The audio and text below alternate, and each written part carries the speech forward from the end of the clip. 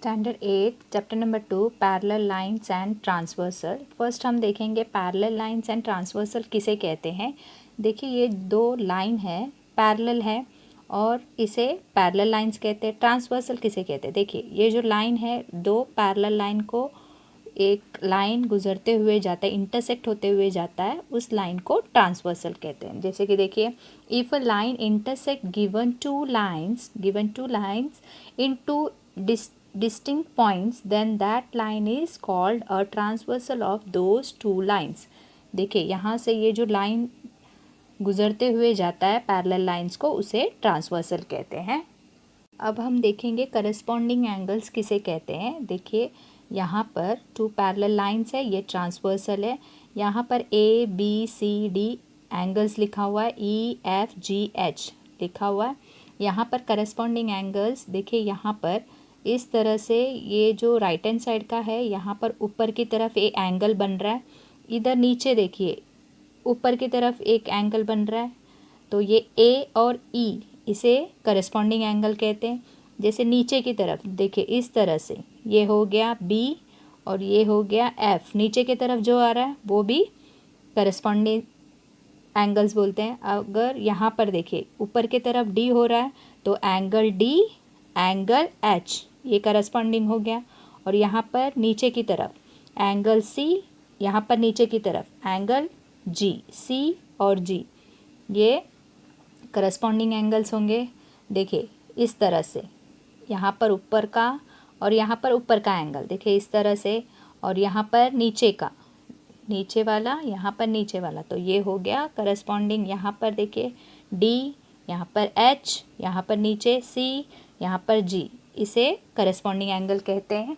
अभी हम interior angle के बारे में देखेंगे। देखिए इंटीरियर एंगल यानी C बनता है। जैसे कि देखिए इंटीरियर एंगल यानी अंदर वाला एंगल, देखिए इस तरह से एंगल B, एंगल C, ये जो B और E देखिए ये अंदर की तरफ है, तो ये हो गए इंटीरियर एंगल। तो लिखेंगे हम angle B and angle E, ये हो गया C। देखिए इस तरह से।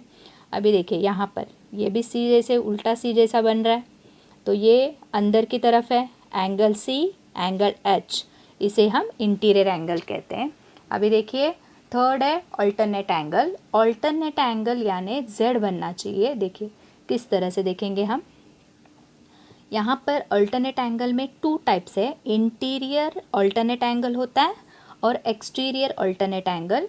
देखिए इंटीरियर अल्टरनेट एंगल में क्या डिफरेंस है और एक्सटीरियर में क्या डिफरेंस है हम देखेंगे। देखिए इंटीरियर अल्टरनेट एंगल में इस तरह से हो रहा है, देखिए उल्टा Z बन रहा है यहाँ पर, देखिए इस तरह से। तो यहाँ पर जो हो रहा है ये B एंगल और ये H, B और H अल्टरनेट एंगल हो गए, देखिए इस तरह से। और यहाँ पर देखिए इस तरह से Z बनना चाहिए, इसका ये हो गया अल्टरनेट एंगल C और E। यहाँ पर इस साइड में होगा B और H, यहाँ पर C और E। देखिए आपको नहीं समझ में आएगा तो आप यहाँ पर इस तरह से देख सकते हैं। देखिए यहाँ का एंगल और यहाँ का एंगल, इसमें यहाँ का एंगल, यहाँ का एंगल, तो ये हो गया अल्टरनेट इंटीरियर अल्टरनेट एंगल। अब एक्सटीरियर अल्टरनेट एंगल किसे कहते हैं हम देखेंगे। देखिए यहाँ पर इस तरह से Z बन रहा है, हमारा अल्टरनेट एंगल हो गया।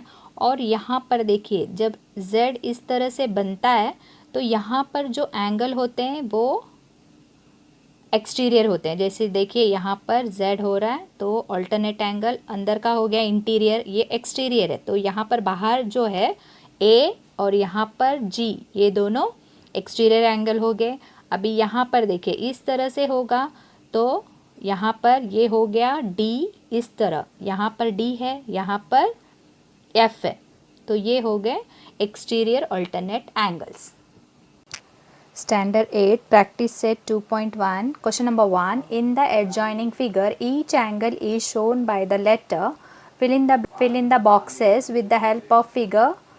देखिए यहाँ पर एक फिगर गिवन है, हमें करस्पॉन्डिंग एंगल और interior alternate angle find out करना है। देखिए यहाँ पर है क्वेश्चन में गिवन है, क्वेश्चन नंबर 1 है एंगल P।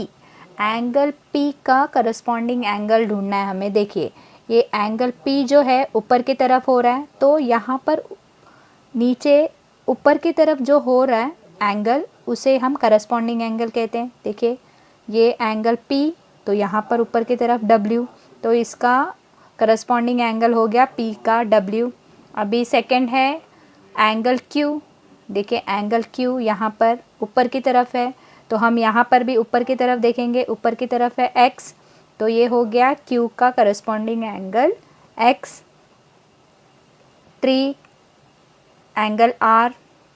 देखिए एंगल R जो है नीचे की तरफ है, तो यहाँ पर देखिए नीचे की तरफ कौन सा एंगल बन रहा है, एंगल Y, तो R का करस्पॉन्डिंग एंगल हो गया एंगल Y। क्वेश्चन नंबर 4 का है एंगल S। S जो है वो नीचे की तरफ है, तो यहाँ पर देखिए नीचे की तरफ कौन सा एंगल बन रहा है, Z, तो एंगल S का करस्पॉन्डिंग एंगल हुआ एंगल Z। अब हम देखेंगे interior angle, interior alternate angle. Interior alternate angle, alternate angle यानी Z बनता है। अभी हमें देखना है, देखिए इस तरह से Z बनेगा, अल्टरनेट एंगल यानी Z बनेगा इस तरह से।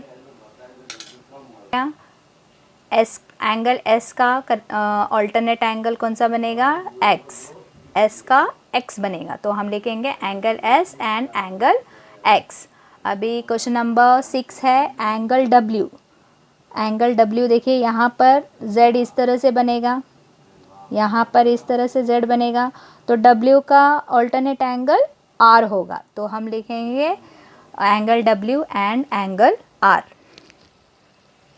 Question number 2, observe the angle shown in the figure and write the following pair of angles.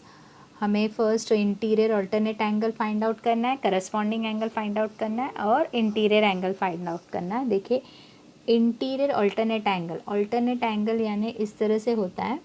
देखिए अभी हम इस फिगर में देखेंगे Z के तरह कहाँ बन रहा है। देखिए इस तरह से ये हमारा हो रहा है Z इस तरह से, तो हमारा एंगल होगा एंगल C, ये वाला एंगल C, एंगल E, ये हो गया हमारा अल्टरनेट एंगल, इस तरह का हो गया। अभी इस तरह का, इस तरफ का देखना है हमें Z। देखिए ये Z बन रहा है इस तरह से, और ये हो जाएगा एंगल B, एंगल H, ये हो गया अल्टरनेट एंगल। अभी हम देखेंगे करस्पॉन्डिंग एंगल। करस्पॉन्डिंग एंगल यानी ऊपर का ऊपर के एंगल से होगा, नीचे का नीचे के एंगल से होता है, उसे करस्पॉन्डिंग एंगल कहते हैं। देखिए यहाँ पर एंगल A हो रहा है, यहाँ पर एंगल A, और यहाँ पर ऊपर की तरफ है एंगल E, तो ये हो गया angle A and angle E।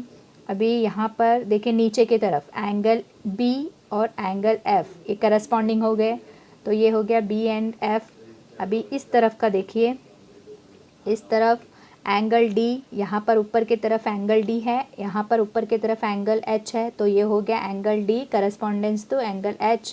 अभी फोर्थ वाला है एंगल C, यहाँ पर नीचे की तरफ है, यहाँ पर नीचे की तरफ G है, तो angle C correspondence to angle G। अब हम देखेंगे इंटीरियर एंगल्स। इंटीरियर एंगल्स यानी इस तरह से C और यहाँ पर इस तरह से उल्टा C होना चाहिए। देखिए यहाँ पर इस तरह से ये बन रहा है, हमारा C बन रहा है, तो ये हो गया इंटीरियर एंगल अंदर के तरफ का, तो हम लिखेंगे angle B and angle E। यहाँ पर देखिए इस तरह से बन रहा है C, तो यहाँ पर इसके अंदर के तरफ का लिखना है हमें एंगल, तो हम लिखेंगे एंगल C, एंगल H। ये हो गए हमारे इंटीरियर एंगल।